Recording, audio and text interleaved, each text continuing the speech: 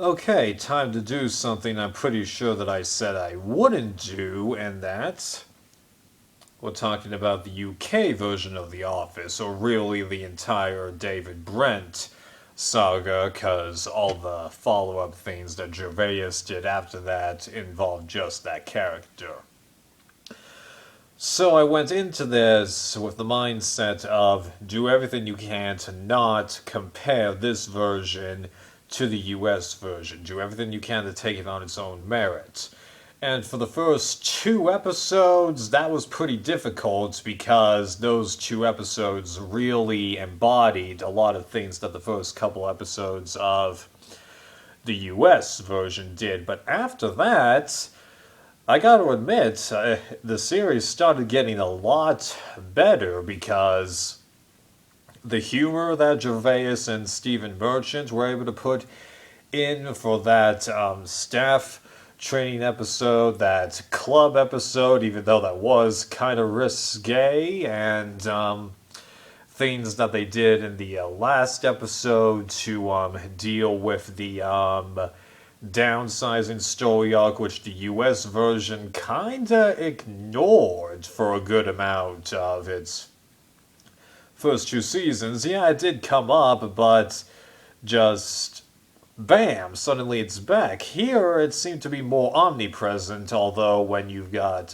a six-episode series, there's only so much you can do. So, yeah, after those first two episodes, it really improved in my mind. And while I wasn't totally feeling the characters anywhere near as much as I did in the US version, I was nonetheless able to appreciate what Gervais and Merchant were trying to do here, because you've got David Brent, who's a not entirely sexist, but delivers all kinds of sexist remarks guy, constantly trying to charm the staff, really just shooting himself in the foot, and is for the most part oblivious to that, has a tumultuous relationship with management, but unlike Michael, instead of just being bad at his job, it's just that he genuinely seems to be pissing them off, but isn't as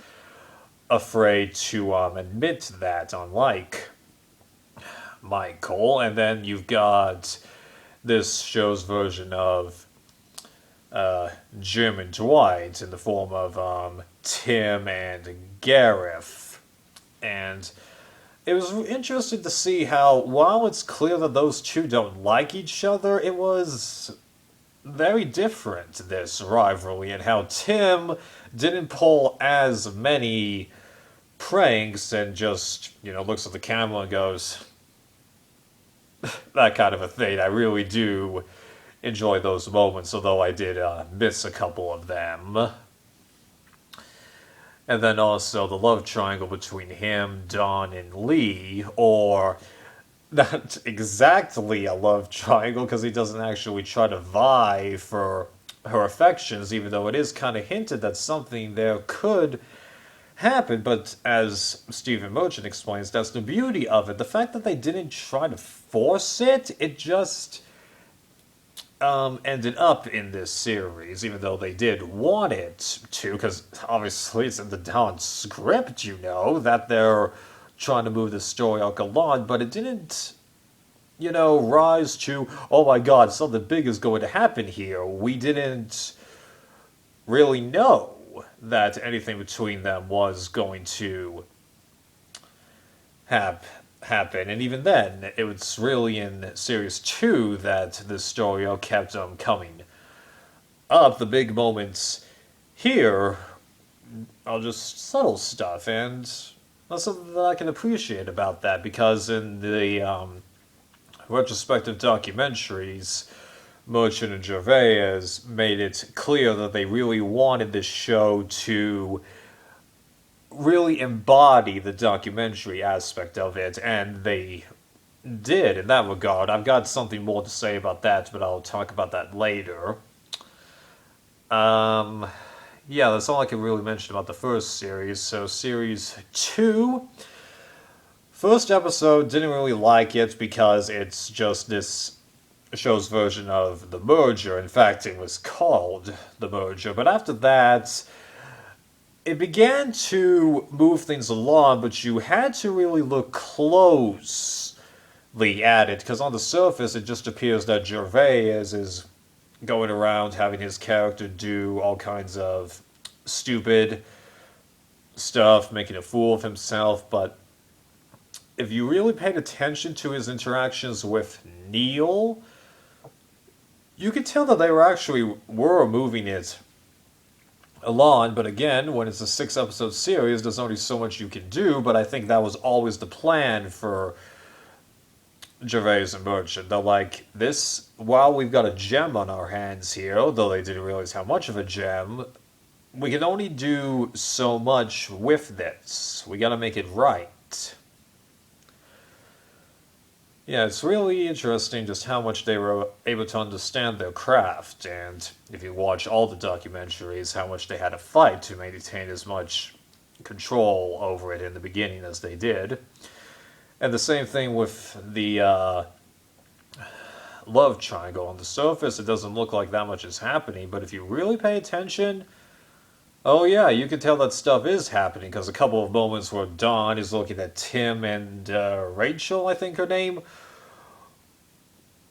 was, because like when she walks on them and they appear to be kissing, she's like, whoa, she walks away, but the expression on her face isn't just surprise. You could tell that there was something else there, and then Tim eventually coming to the realization, you know what, I've got feelings for her. I gotta do something about this. And you know how he just makes up his mind, alright, I'm gonna tell her, tells her, and then admits to the camera. She said no, by the way, but you could tell he expected that all along. Yeah. That was an interesting moment that I wasn't really expecting. Same thing with Gervais getting redundant, like booted, really. Didn't see that coming, although I gotta admit that motivational speaker bit, very different take from what they ended up doing with Michael. Not going to get into that, but yeah, it's different. And then the Christmas special. Well, first half didn't like it, but as Gervais and Merchant seem to indicate, I think we were supposed to feel that way. And then second half didn't seem to be going anywhere at first, but then at the end, those last 10 minutes, it all came together. A little sudden, but as Gervais and Merchant said, we're going along with the documentary feeling here, and I think that's how it would be introduced in a documentary. So, yeah, I did not see Dawn going back there, although, given how she did have a child with Lee, it can't be that simple, although it seemed like they were never officially married, but I'm not going to get into the legal jargon. That's a totally different battle, right? And then you've got the follow-up stuff that involves David Brent's character, although one of them wasn't really a follow-up because it's Gervais being interviewed by Stephen Merchant in character, and Brent proceeds to drive Merchant insane. I mean, like, I didn't get all the humor, but when Merchant's character reaches his breaking point, oh man. And why did you do it again? Oh man, that was good. Then you had that comic relief short, along with a couple of other things that Gervais did in the David Brent character that were one-offs. Didn't totally see the point to that at first, because it was just David Brent going off in a new direction, even though we had seen him play guitar multiple times on the show and wasn't too bad at it, but it just seemed to be a way to show Brent's uncaring about sexist comments, racist stereotypes, just embarrassing everyone around him and all that stuff. But as it turns out, the short, although I don't know if this was Gervais's intention at the time, led into the movie David Brent's Life on the Road, and to my surprise, I actually greatly enjoyed that movie, especially compared to this, because although both the movie and the show are shot, as a documentary bit, the movie embodied more of what the US version of The Office did, because Gervais and Merchant constantly mentioned that they wanted it to truly feel like a documentary, and point out that the people in this office, they aren't actually behaving 100% the way that they would if the cameras weren't there, even though there's quite a lot of times where you're like, you sure about that? And that's kind of a thing, whereas in the US version, it felt and behaved like a typical TV show. It was just shot in documentary form, and that's how the movie felt. A fictional thing shot in documentary form.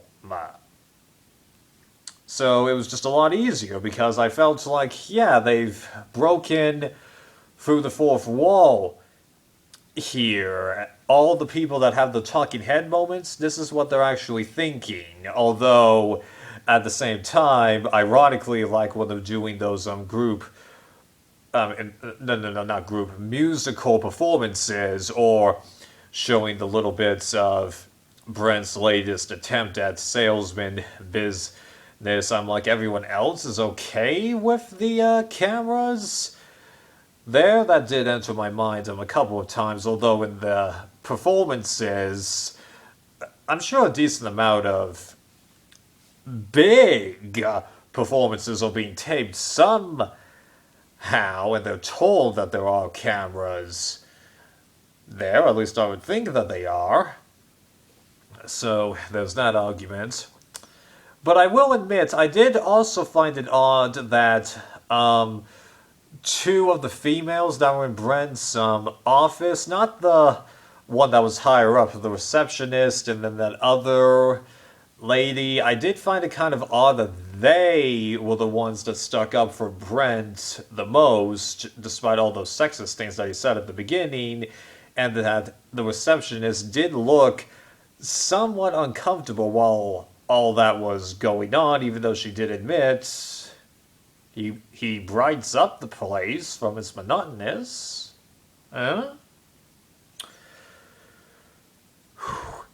then bringing back that black guy who's in the short, and one of Gervais's guitar lessons, where really it's just an excuse to have Brent play the guitar and say a couple things that make him look bad in the process. What they ended up doing with that character, I actually liked that, though I wouldn't be too surprised if in real life that guy does do some musical things and is an actor. Second, kind of like how Michael's boss in the US version is actually an accountant first, actor second, though he has done things outside of The Office. The other guys, and I think he's in that Hugh Laurie series Avenue 5 as a minor character. I think so. Right. But partially due to my own naivety and then me not always being the best with sarcasm, I didn't get like all the jokes and appreciate all the musical stuff that was going on in this movie or the show. But in the movie, you're definitely supposed to appreciate the musical stuff, because in the show it's just David Brent goofing off on a guitar. But what that movie was trying to do wasn't bad. Mainly give that movie 3 out of 5, because I feel like that there's a couple layers to it that I don't fully get, and while I felt like it ended on an okay notes, I can't help but think that maybe I'm supposed to feel just a tiny bit down that David Brent is just all of a sudden back in his office after being shunned by all his bandmates, even though he deserves it. Yeah.